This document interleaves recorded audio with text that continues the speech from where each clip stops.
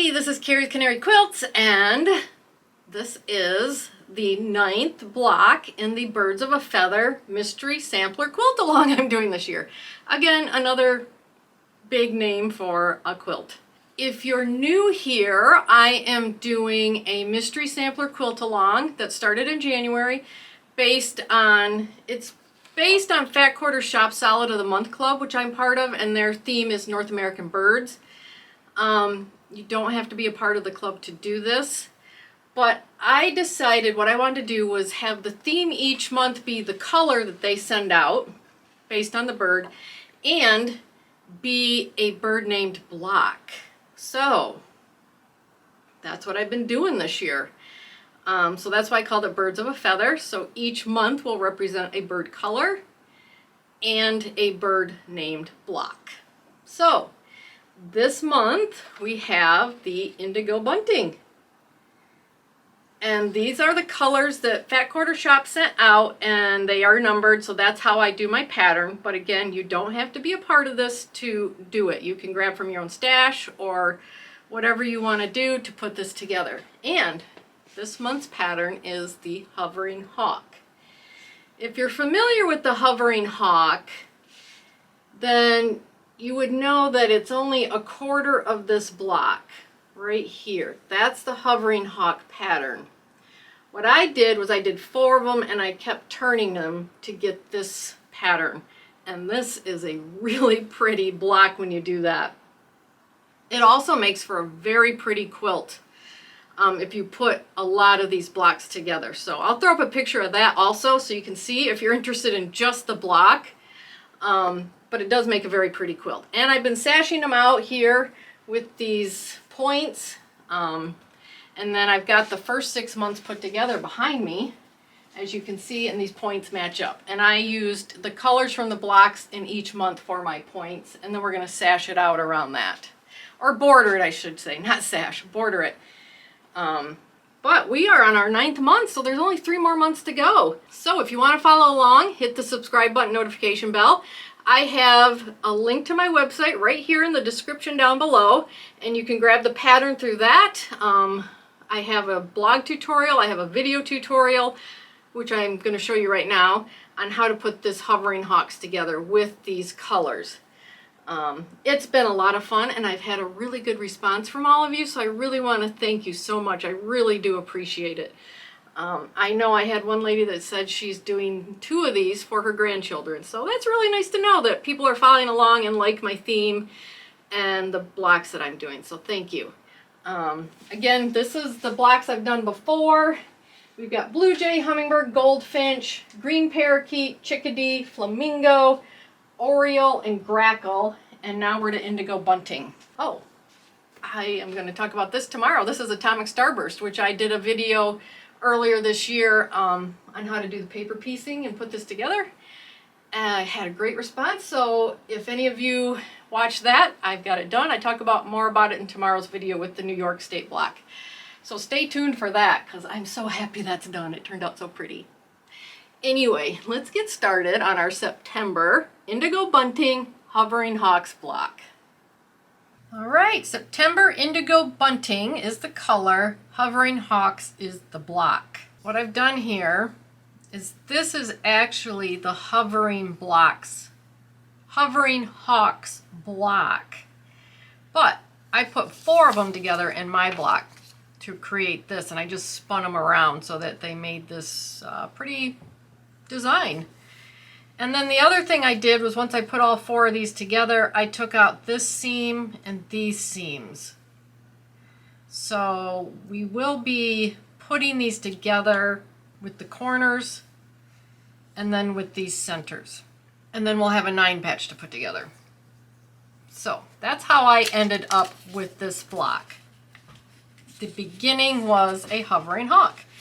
Alright, so here's the colors. Indigo Bunting. This is the Fat Quarter Shop Solid of the Month Club that I'm a part of. And if you've been with me, you know that I do them by these numbers. You don't have to use these fabrics, but that's kind of how I lay out my pattern.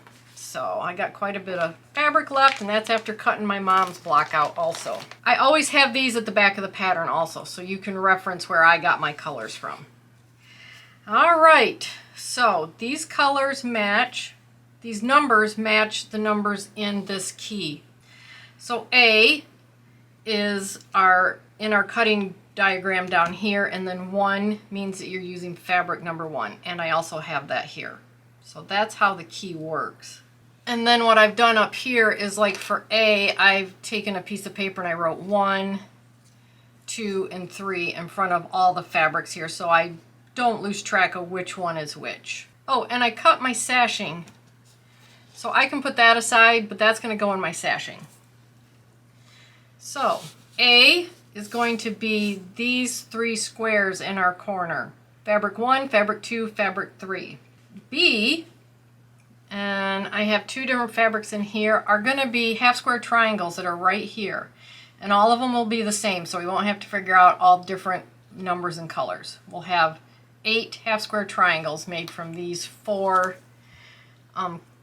patches in each color. C is this rectangle right here.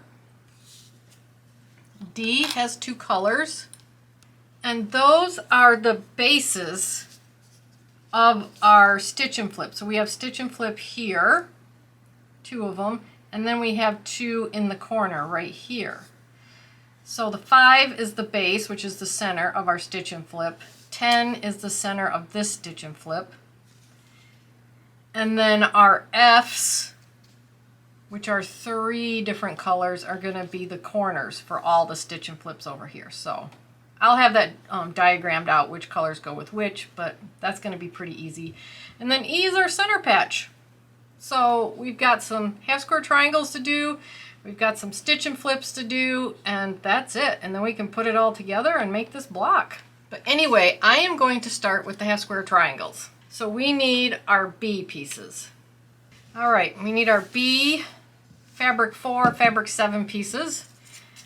We are going to draw a diagonal on the back of one of these. It doesn't matter which one. Or you can do it however you do half square triangles. But what we want to do is draw a diagonal on the back. We're going to put the 2 colors together, right sides, and then we're going to sew a seam 1/4 of an inch away on both sides of this line right here. So I'll get all those done. We'll come back, we'll get them cut up and ironed. All right, there's my half square triangle sewn with the seams on both sides of that center diagonal. Now we just want to cut on that center diagonal so we get 2 of these, and we'll iron towards the 7. That's the darker of the 2. And then we can come back and trim it up. Trim your half square triangles down to 2 inches, and I use my diagonal, 45-degree diagonal, to line it up with the seam and then trim around it.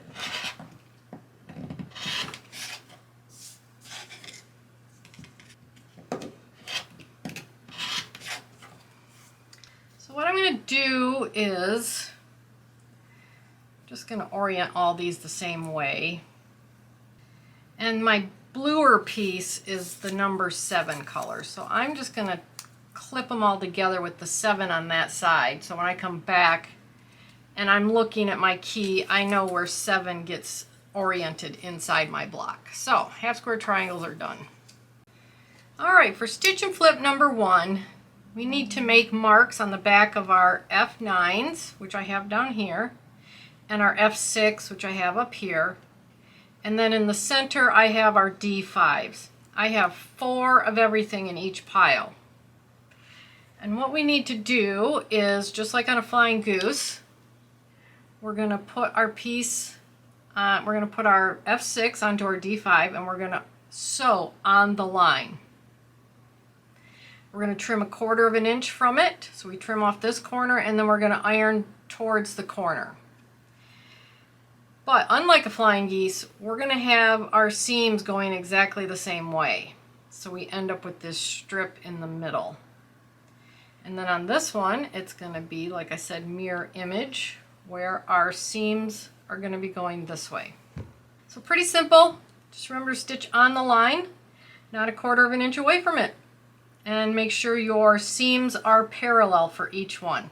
All right, here's my first 2 seams, and we just want to trim off that corner 1/4 of an inch away from that seam.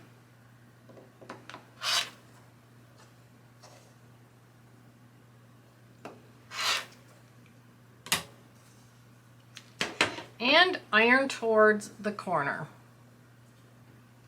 And repeat for all 4 in each pile. All right, here's my F6 put on here and iron towards the corner. Now we're going to put our F9s on the bottom, and remember we're keeping our seams going in the same direction. So you can see my seam here is going to go in the same direction as this one. And the same thing over here. Make sure your seam is going in the same direction. Same thing here, stitch on the line, trim 1/4 of an inch away from the line or the seam, and then iron towards the corner. All right, here's my stitch and flip number 1. I've got both sides done, mirror images. I'm going to take my number 6 and I'm going to put it right there. Pin it, because that's my number 6 color, so that I know where it goes when I put all of this together. So there's number 1. Number 2 is going to be exactly the same way. So I'm going to show you how it gets laid out, but then it's going to get made exactly the same way. So 11 is going to go down here on the bottom, and 9 is going to go on the top. So you want to draw your diagonals so that they're mirror images of each other, and then sew them together so that their seams are parallel, just like this one.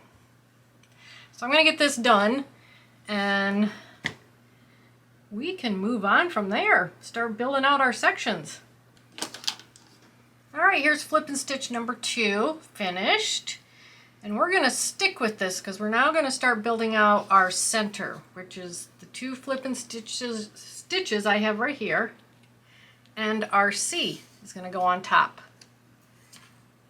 And we only have 1 color in our C. So what we want to do is take our 2 mirror images, put them together like that so we get this nice V here, and sew them together. So match up your seams on this side, sew it, and let's iron this open. Sounds good to me. All right, stitch and flip number 2 is put together. We got nice points here, we got a nice V. Let's put together the rest of it. So we need to take our C8s and put them on the top here. Let's sew this together and iron this open also. All right, here's our center section, which, if you remember, is right here. We have all 4 of those done. So now we need to do our corners. Corners will be built the same. There will just be 2 of each in mirror images of each other. So let's start with our A's here. And I have 4 of them, so I'm going to put 2. This is 1 that's going up in the corner. And then the other one's going to go in this corner. 2 is going to go like this. And 3 is going to go down here. Then we can take our half square triangles, and I know that the number 7 is always going to be out like that. So we want these 2, which are the 4s, pointing at each other. Oh, we need 2 of each of those in each pile. So same thing over here. All right, now we take our stitch and flips number 1, and this is our number 9 side. That's going to go on the outside, like that. And this one is going to have to go here. That's right. And then we have this one that goes there, and that one goes there. We have a 4 patch in the corner. So we can put our 4 patch together, then we can put these 2 together, add this to our 4 patch, add that to the whole thing, and our corners will be done. So it's up to you how you want to do this. You may want to do one corner at a time so you don't get confused. I'm not sure exactly how I'm going to do it now, but I'm going to start with the 4 patch. And I'm going to sew these together like this, these 2 and these 2. And I'm going to iron towards the solid patch so that when I put my 4 patch together, I will have nested seams right there. All right, so I'm going to get this part done, the 4 patch in each side. All right, here's my corners done. And this is my number 1 fabric in the corner, and I've got these 2 facing each, or pointing towards each other. So now I'm going to take the bottom stitch and flip here and put it right sides together. We're going to sew this on, and we'll iron these 2. We'll sew these together and iron towards this. So let's iron towards the corner piece here after we get sewn on. There we go. Now we're going to put this patch onto our stitch and flip up here. And once we get it sewn on, we'll iron towards the patch. There we go. Last thing we want to do is put these 2 together, and we have a nested seam right here. Let's iron this away from the big piece here. I got these over here. What am I doing?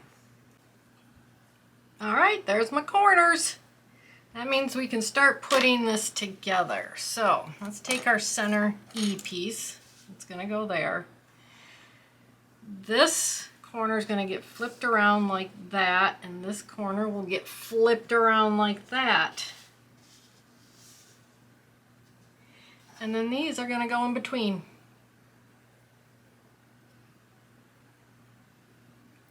So we now have 3 rows.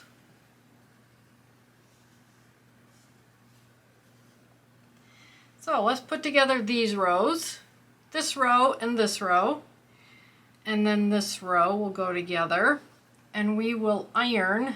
Let's iron towards the patch, which means we'll iron towards the corners here. All right, there's our 3 rows. Top and bottom iron to the corner, center row iron towards the patch in the middle. So now all we have to do is match our nesting seams and put it together. And our hawks, hovering hawks, Indigo Bunting will be done, and it's pretty.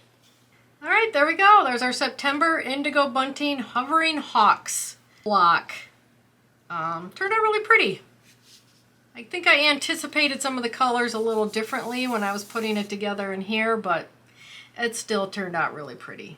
So I'm going to put the sashing on, which you've probably already seen, and I will link down below in the description below. I will link a video to where I do the sashing if you want to watch that again.